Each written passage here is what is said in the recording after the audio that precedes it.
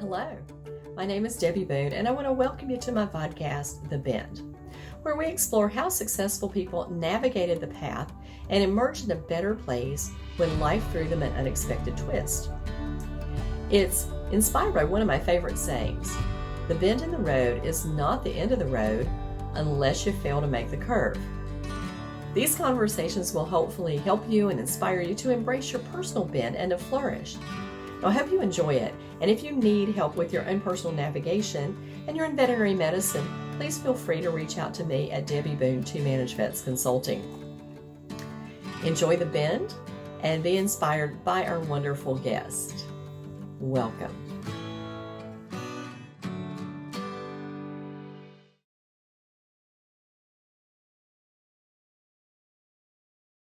Welcome to the Bend, where we discuss how those bends in the road are not necessarily the end of the road, where we implement good decision making and come out better on the other side. And so today, I want to introduce you to Dr. Cindy Trice. Cindy is a relief veterinarian with over 16 years of small animal practice experience in 4 states and 50 plus unique general practice, emergency, and shelter clinics.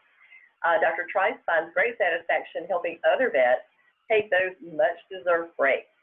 In 2018, Cindy founded Relief Rover, a platform connecting relief vets to jobs, each other, resources, and service providers who can help them grow their businesses. In addition to relief practice, Cindy is a member of Vet Partners and is a consultant, speaker, and author. Following graduation in 2004 from the University of California Davis School of Veterinary Medicine, Cindy interned at Florida Veterinary Specialist, which is now Blue Pearl, in Tampa, Florida. And in her spare time, she loves to volunteer, cook, paddleboard, and scheme travel plans. Well, those travel plans have gotten shot in the foot, haven't they? Yes. Yeah, a little bit. Gosh. Well, but you are at Lake Tahoe, so we have to say you made it, to a really cool place to be stuck, and that's the plus. It's like I live at North Myrtle Beach, so if you're going to be quarantined and stuck, it's a good place to be stuck. Absolutely. Yeah, but thank you so much for taking your time today and joining us on this podcast. I think you have a really interesting story. We met, of course, as Vet Partners members, and I've been following you in your start of Relief Rover, and how exciting that is that you just saw this wonderful need and filled it, because I can tell you, as a practice manager, one of my biggest challenges was pulling out that Rolodex and trying to find somebody to come and fill in for one of my veterinarians until we grew to the point where we had 5 and they could just kind of swap out for each other. But I've often thought, gosh, if you were just a 1 doctor or 2 doctor practice, how in the world would you manage to get even a breath of time off if we couldn't find somebody to come in and do relief? And of course, the cool thing that you've done is actually kind of systemized it a little bit so that we actually have a place to go and find relief veterinarians, and those relief veterinarians have a resource too. But that's not how you started out in life. So let me ask you just a few questions about some bends in your road. Tell me, what was your original goal in life, and when you started out when you were a kid, so here's what I want to do? Well, I was never, I know that a lot of veterinarians, personal history is that they wanted to be a vet since they were 5 years old, and, and then they stayed the path, and then voila, they're veterinarians. I do not fall into that category at all. I was a very unfocused kid. I was maybe a classic kid in the way that I was like, ooh, I want to be a dancer. Ooh, I want to be a nurse. Ooh, I want to be, rich and famous, or, all these things that I had no idea, like, what that really meant or how you do that. I was a little bit scatterbrained, or is the bad way to put it. The good way to put it is I was a sampler.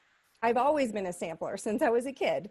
I took little lessons in this, I took some lessons in that, and I've just always been a dabbler. So I didn't have any goal. Like I just sort of floated through life. I knew I was college bound, and And even when I went to undergrad, I was very unclear on what I wanted to major in. And this is sort of a funny story, maybe not particularly flattering, but just the truth of how it went. I had to decide on a major right away, and I had no idea what I wanted to do, none whatsoever. And so I started at the A's, and I just started looking down the list. And by the time I got to the C's, I got bored. And so I was like, communications. So I picked communications. And quite honestly, I didn't even really know what that entailed. So I ended up becoming a mass communications major. I graduated from Cornell with a mass communications degree, and I went into corporate video production and then did freelance production for a while. And then it wasn't until my mid-20s that I decided I wanted to be a veterinarian. So I took a little windy path to this career, but I will tell you right now, I have zero regrets. I love this profession. I'm so glad I found my way to it, even if it was a little bit windy and random. And in some ways, I am actually really glad that I had a career before I was a veterinarian, because it actually helped me. I think it helped me be a better veterinarian. And it helped me appreciate our industry more than I might have had I not had experience in another industry. Because what you realize is no industry and no job is perfect. Right. They all come with pros and cons. And so I was glad that I was able to explore other sides of myself before sort of committing to this career. So. One of the things I loved in reading some of your, I think it was actually a blog that you wrote on Zoomatica, was that when you decided to move out of video production, you went and worked at a veterinary hospital. I just love animals. I think I'll go try this. And for 3 years, you were a receptionist at a veterinary hospital before you went to vet school. And to me, that is such a blessing to have a veterinarian who has had that front desk experience, because you really understand the pain of working up at that front desk and what it's like, and that great customer service that it takes to engage a client, because so many times that's the gateway into having people come into your practice, is that front desk. So how do you feel like that front desk experience for you made you a better veterinarian when you got out into practice? Well, I certainly recognized what a people profession this is, right? I mean, a lot of the, you do find people who say, oh, I want to be a veterinarian because I love animals. I'm not that into people, but I love the animals. And being a receptionist makes you realize, well, if you're going to be a veterinarian in small animal practice, or even large animal practice, or any kind of practice where you're dealing with the public and their pets, in whatever capacity that is, it is a people job, 100%. Yep, And there's always somebody attached to the leash or to the lead line. There's or trailer in those things. There's a human. Yes. And exactly right. It really helps if you're a people person. I've always been a people person, so that isn't hard for me. But it really helps, and it makes the job more enjoyable.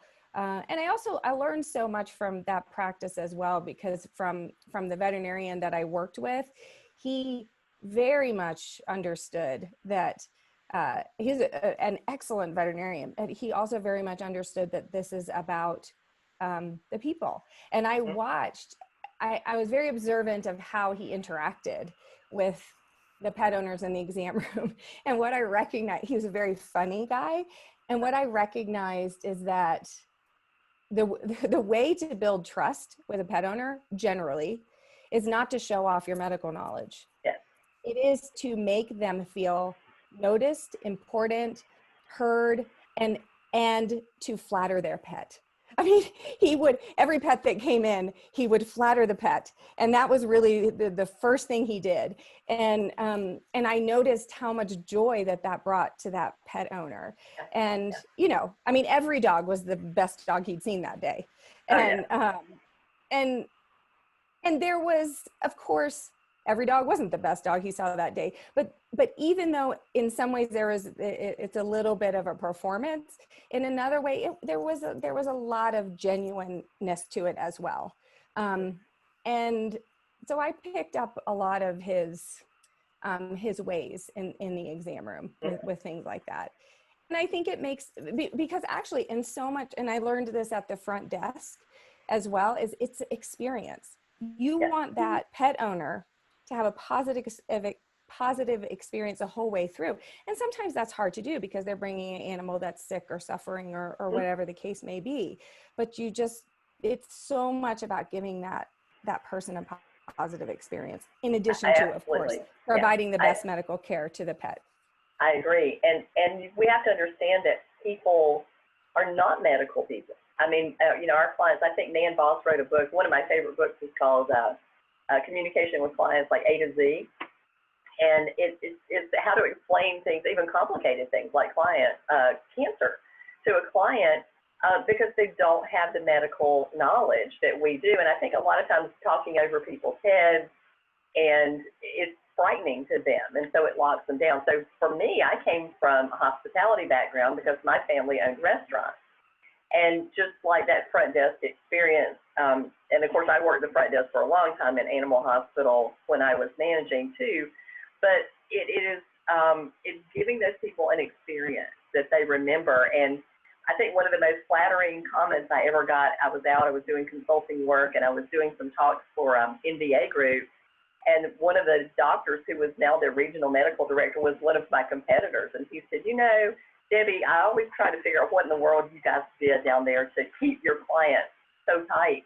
He said, we were cheaper, we were right down the road, and you would be full with boarding, and people would come down there, and we couldn't blast them away from your hospital. He said, but now I know what it was, and it was the hospitality. I said, that's exactly right. That's what kept them there, is the relationship and the hospitality. So you, like me, had a really good, I think, base in veterinary medicine is watching a really great doctor do good medicine and good connections with clients. And that's how I grew up in practice too. So you're tooling along, you're a veterinarian, or you're just getting out of school. So how did life throw you a curveball? So I graduated from UC Davis in 2004, and I started an internship in Tampa, Florida, at Florida Veterinary Specialist, now Blue Pearl. And I was on my emergency rotation, started to have some symptoms, and went to the doctor and found out I got diagnosed with cancer. And so that threw me for a huge loop. I initially tried to stay in the internship and I had chemotherapy radiation treatments, but it was impossible to do both those things. So I dropped out of the internship, and my original intent was to go into specialty practice. So I was going to do the internship to go into a residency. Now, I wasn't sure what residency I wanted to do, and the internship was a little bit of exploration for me of what specialty might I be interested in. Did you go down the list, A, B, C, D? Right, yeah, exactly.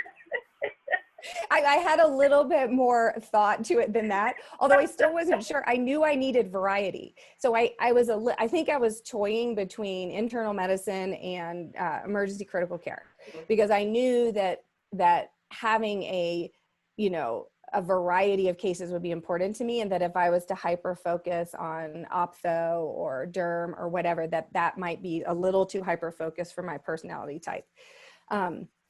But the cancer threw me for a loop. I dropped out. I went through my treatments. I recovered. Everything went well. And I ended up working for a general practice in my hometown. I moved back to my hometown of Braden, Florida, and I ended up working for the guy who was our family vet when we were growing up.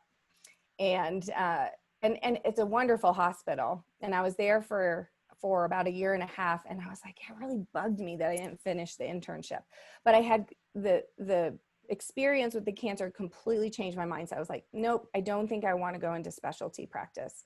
I think I just wasn't Well, one, I still hadn't decided what I wanted to do. I didn't want to commit my life to that many years of residency when I wasn't sure. And I wanted to have a little bit more of a balance in my life. I was afraid that that would suck up too much of my life. And I had to have this sort of mind shift change, that it wasn't going to be all about my career, that I needed to pay attention to, you know, my friends and my family and the other parts of my life. And my diagnosis gave me a 60% 5-year survival rate. So I always had this like thing in the back of my mind of, well, I might not even live, you know, like this could come back, I might not live. So I'm not gonna spend that time in a residency and then get cancer again and not be around. I'm gonna spend time with other people. So that was like how it changed my trajectory. And then, but I wanted to finish that internship. So I went back and I started over and I completed the internship, and I'm really glad I did that. It was a wonderful internship. And then I went into relief practice after that. So, and that was just a way to hop around and, I don't know, check other things out and be a sampler like I just am. Well, I'm, as you know, a cancer survivor too, and you're right, it does give you pause. I was 46 when I was diagnosed with breast cancer and went through the whole treatment deal too. But I was working in an animal hospital. Unfortunately, really great supportive team when I was there, but still you're out. I can imagine doing an internship and trying to manage all the treatments and all that stuff too. But it does give you a different perspective for quite a few years after it. Every cold or every sniffle or every lump, bump, or sneeze you have, you go, oh, is that it? Is that it? And it is, it does give you an idea that you're not going to live forever, and you better have a great life, you know, because you just don't get another, there's no do-over here. There is no do-over here. So when you were looking at leaving that practice and then starting to do relief work, what was kind of that decision-making process that kind of made you move forward through that? So some of it, I started in Florida, and some of it was just to kind of see what else was out there. I actually really, really loved that practice that I was working for, and I continue to do relief there. But I just wanted to see, you know, what else was out there. I didn't totally think of it as a career. I wasn't sure if I wanted to go back to that practice, or, I mean, the truth is I spend so much of my path in life is a little bit random, like, cause I'm an opportunist. I look for the open doors, and I just sort of wander around, and in some ways I direct my life, and in other ways I let it happen.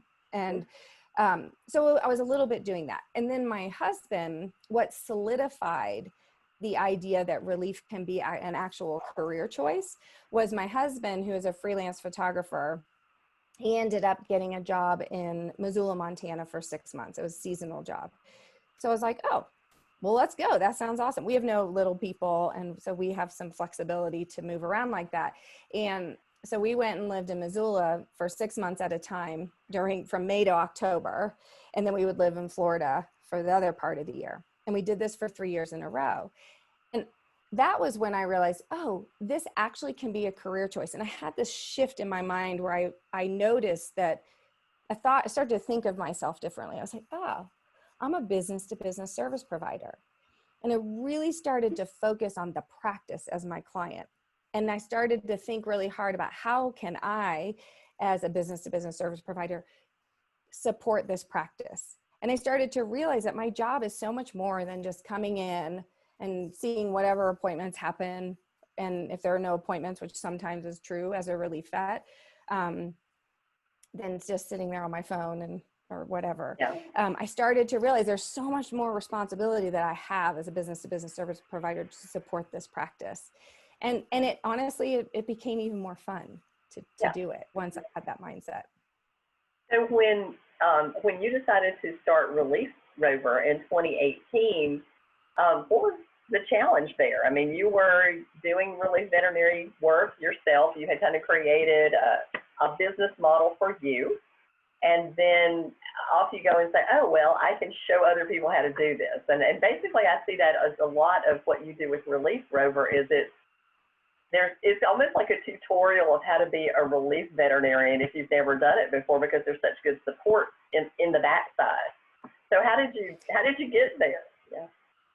So the Relief Rover idea came because a single doctor practitioner in Truckee, California, which is near Lake Tahoe, where I am right now, she reached out to me on LinkedIn, and she said, hey, would you be willing to come cover my maternity leave for the summer? And this was in 2017. And I'm just crazy enough. I didn't know her and she didn't know me. And I'm just crazy enough to be like, sure, why not? So we ended up having literally a half-hour conversation on the phone. And I was in Florida.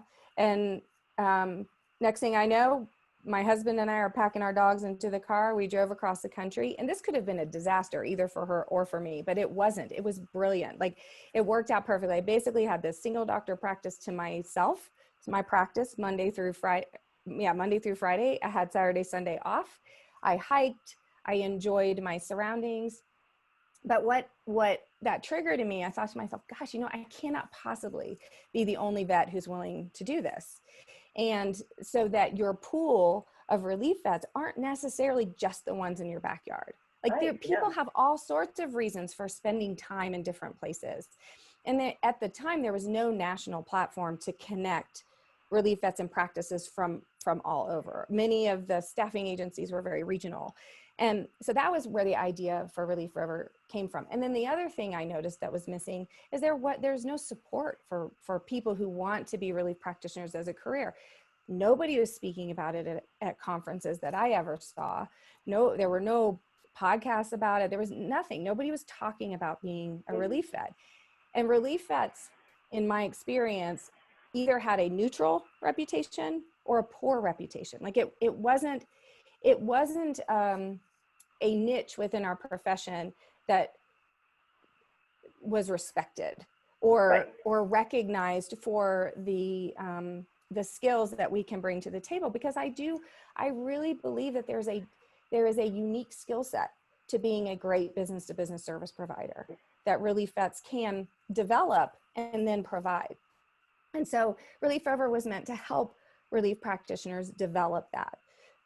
Develop those skills and to support them. And so I joined Vet Partners, which gave me lots of connections. And then I started, getting on the speaking circuit and trying to write and just to get the information out there. And I'm still in the process of doing that. Yeah. Well, I know that you mentioned Vet Partners, which we are both members of that association. And I'm a huge advocate for networking. As you know, I know a lot of people in this profession, and that's just like you. I'm a people person. I just like to know a lot of people, and I'm so interested in what they do. But networking is a huge part of being successful in any career.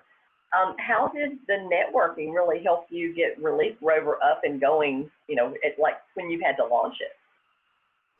I can tell you with 100% certainty that I would not be where I am today if it were not for Vet Partners, and because of the networking. And I met Kimberly Pope Robinson with One Life Connected, and I just found her online and just ran. I'm just searching. This is one thing I'm absolutely not afraid of, reaching out to someone cold and just saying, hey, will you talk to me? Many people won't, but many people will. And I reached out to Kimberly, and we ended up meeting at VMX and had a coffee together. And I was like, look, I just really I want to understand how you went from being a clinical veterinarian to starting this movement and how you did that, and this is what I want to do. And she said, the first thing you need to do is join Vet Partners. She marched me over to the Vet Partners booth at VMX. And I was like, okay, I'll take your word for it. And I signed up. And those connections have meant everything to me. And then it also, what it did was, I think I've always recognized the benefits of networking, and I think it's sort of innate in people, right? People who love other people. Yeah, absolutely, innately get that networking is important. But it also made me realize that what I wanted Relief Rover to be was a lot about networking. So that relief vets can network with each other, they can problem solve together, but then I can help them network with the professionals that they need in order to successfully run their businesses. And I'm still building that side of things, but so I want to help them connect to CPAs and to financial advisors and to insurance people, you know, and all of these legal sometimes if they need that, so that they, because that's sometimes that's the hard part, right? Is figuring out like, here I am, I'm a LLC or a sole proprietor, an S corp, or which one should I be? And then how do I find out, and how do I build this business? Because that's the part we don't necessarily know. The medicine we learn, and we can do that part. So networking is so much what Relief River is about as well. Well, and you know, just from my own experience with relief veterinarians, we had some that we absolutely loved, who were very productive while they were there, and just really great with connecting with our clients. And you know, it is always a challenge because your clients go, oh, I don't know that doctor. I'll just wait till the regular one comes. But you know, you're spending what is in veterinary medicine is considered a great deal of money to have somebody come in, and if they're not productive, then you've wasted a great deal of money for them just to babysit your technical staff. So what I love about what you do is you really help relief veterinarians be productive when they come into the hospital by giving them this information and kind of also coaching the veterinary hospitals. Like, how do you get that relief, that money that you're invested? How do you get those people to be, they're willing to work, but you've got to get your team on board and getting them to say, oh yeah, you're going to love her. She's a great doctor. You know, we've investigated her. She's got 5-star ratings, or, you know, because you can review people on your Relief River website. Is that right? Yeah. That is not true. Oh. Yet. It's not true yet. And I will tell you, I have a little, in some ways, I want the rating there to be some sort of rating system or testimonial system or something like that. But the reason it's not there yet is because I want it to be as fair as possible. Right. Because I know that sometimes, and it goes both ways, that relief vets can be unfairly critical of a practice that another relief vet may be perfectly happy to work in. Yeah. Yeah. And a practice can be unfairly critical of a relief vet. And here's a perfect example. It was a survey on BIM. This was a long time ago. I don't even know if I could find it again, but there was one practice that was complaining because the relief veterinarian didn't offer enough diagnostics and blood work. And there was another practice that was complaining because the relief vet offered too many diagnostics and blood work. Yeah. Yeah. So, you know, and part of our skill set as a relief vet is to come in and gauge the the clinic culture.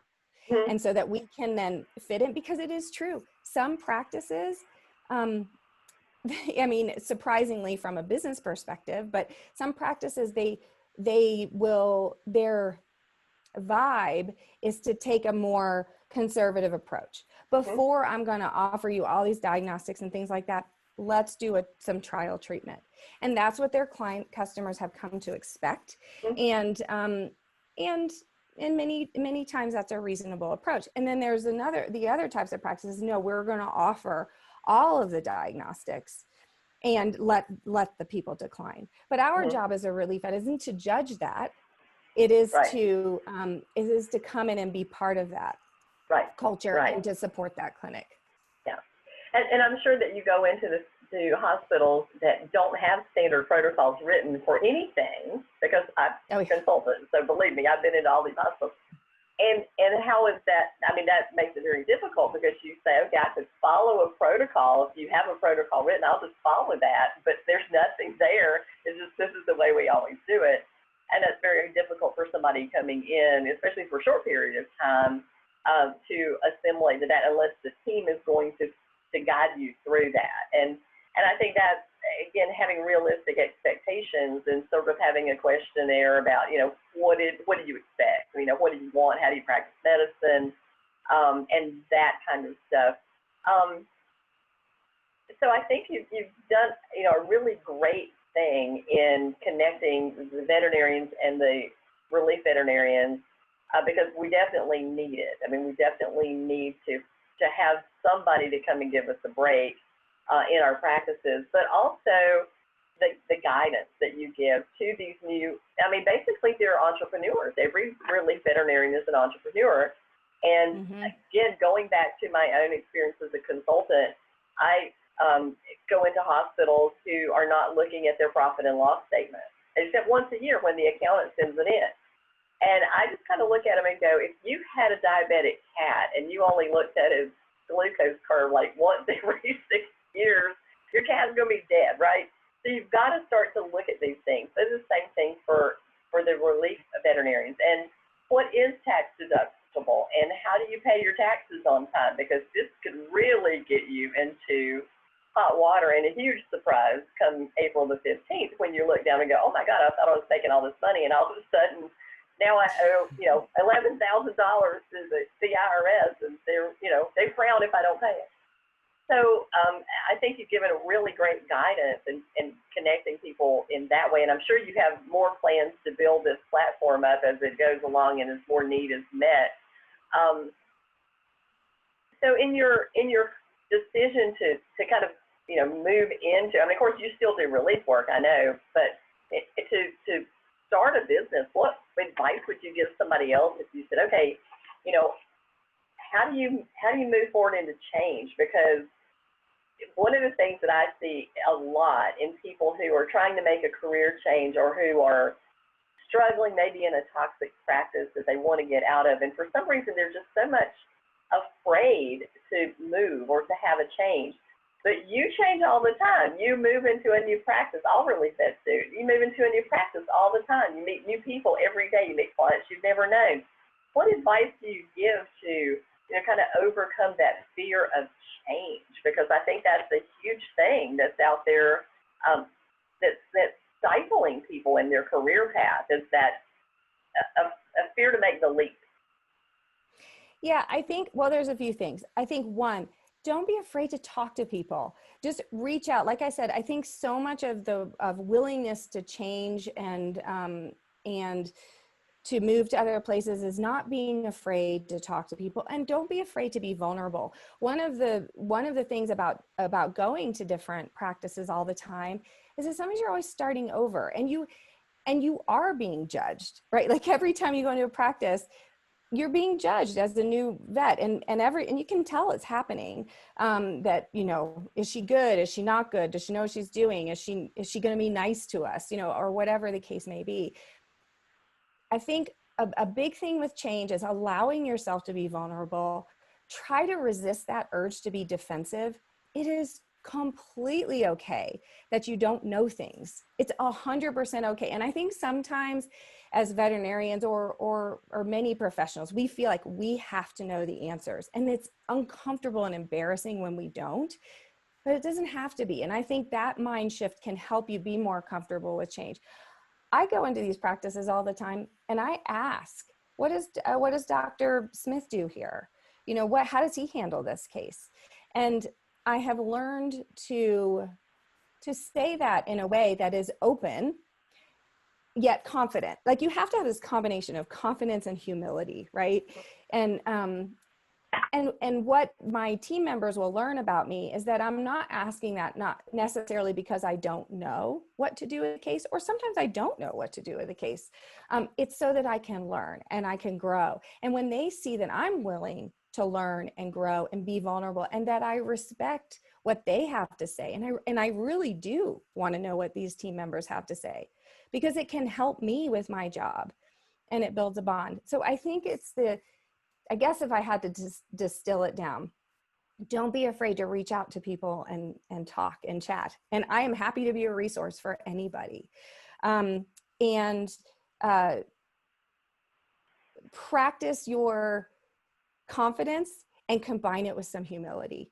And don't be afraid to be vulnerable, and don't be afraid to not know, and ask.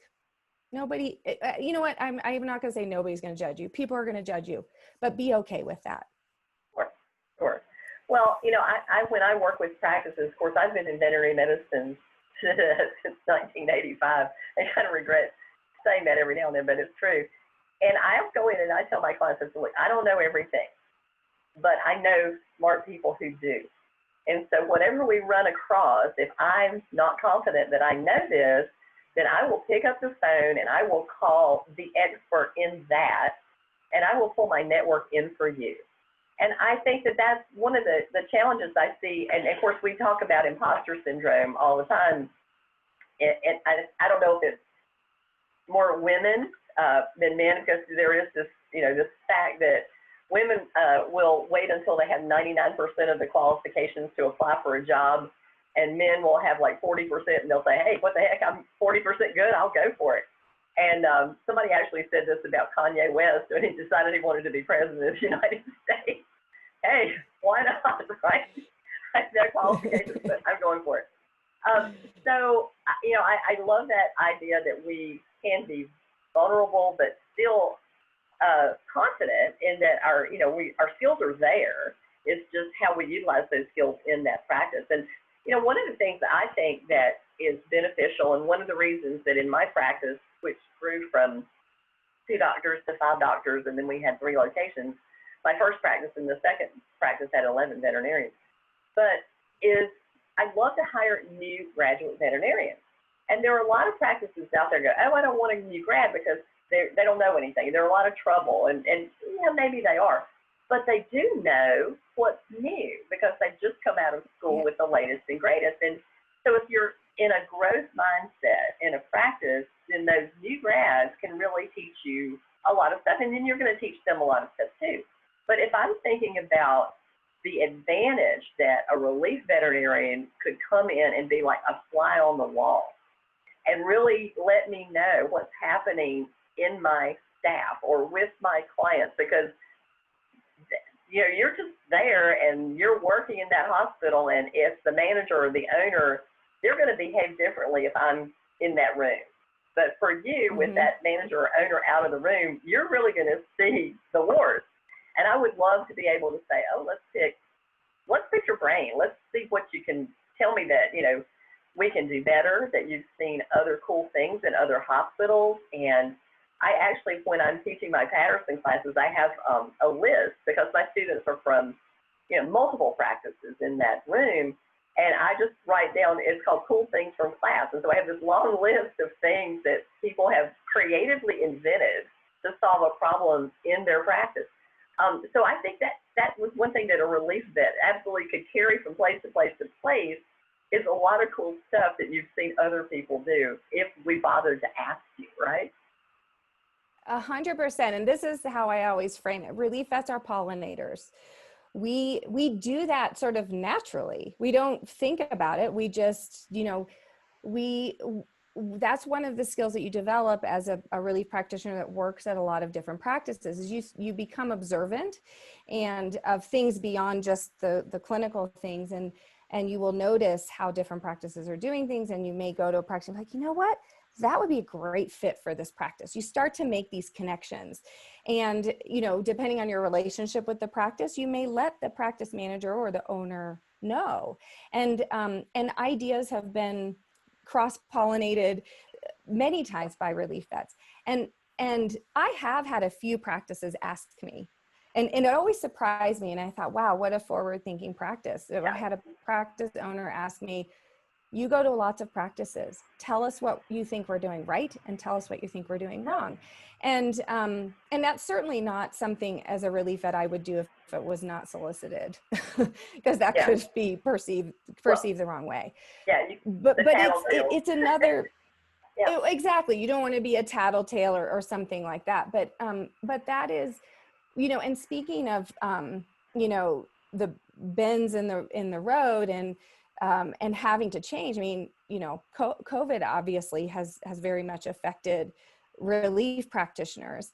And one of the things that I've been trying to do with relief is, hey, you guys, let's think outside of the box. What other skills do we bring to the table? And consulting for a practice that wants us to consult about, what we see and how we can help them is one option I think that relief vets can provide. And you were talking about new grads, mentorship. A lot of practices don't have the time, the bandwidth, or they don't have the associates or owners who are interested in mentorship. But wouldn't that be cool if we could connect the relief practitioners that are experienced? They've seen a lot of cases in different contexts, and they have an interest in teaching. What if we could connect those relief practitioners with temporary gigs being a mentor for a new grad at a hospital, thus freeing up the associates and the owner to be productive and not have to worry about mentoring that new grad? And I think that would be a great investment for a hospital, and really wonderful long-term thinking, because many times new grads leave because they just weren't appropriately mentored.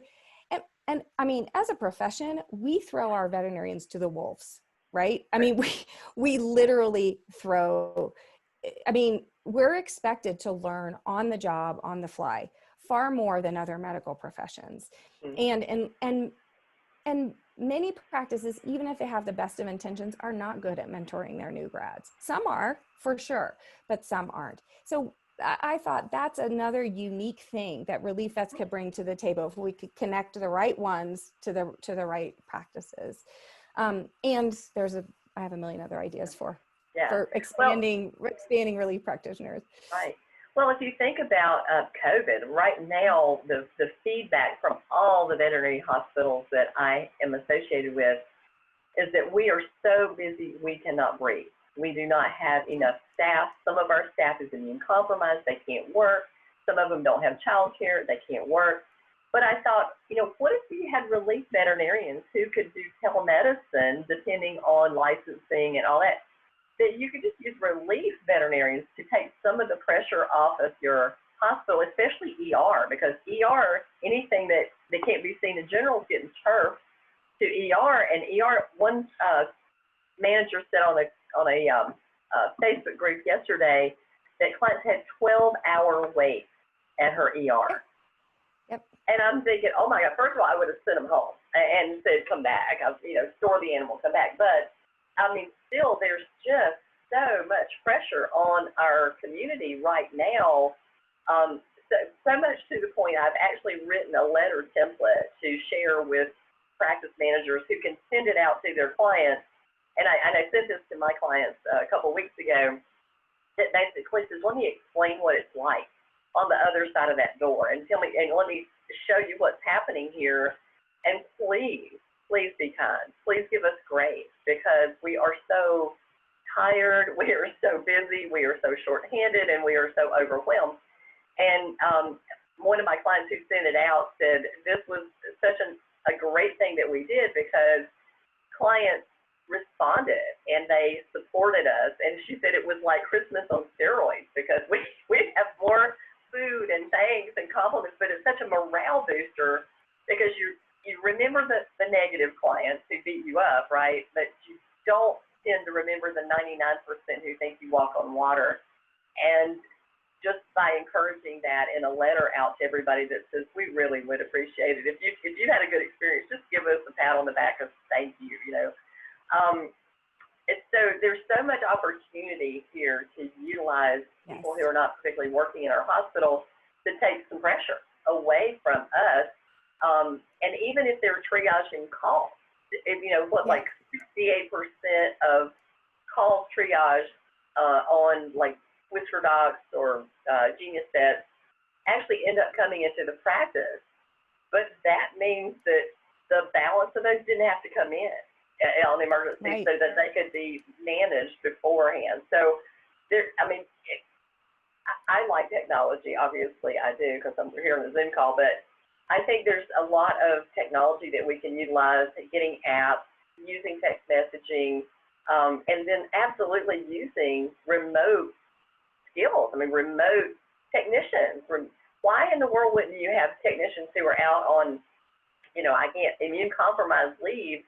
Well, okay, then here's some stuff you can do. You can do all our callbacks. You can answer the phone, because that technology can have that happen fairly simply. But we are a profession that is really hard to move forward, and COVID compressed 10 years into 10 weeks. So we've been pushed into the future whether we like it or not.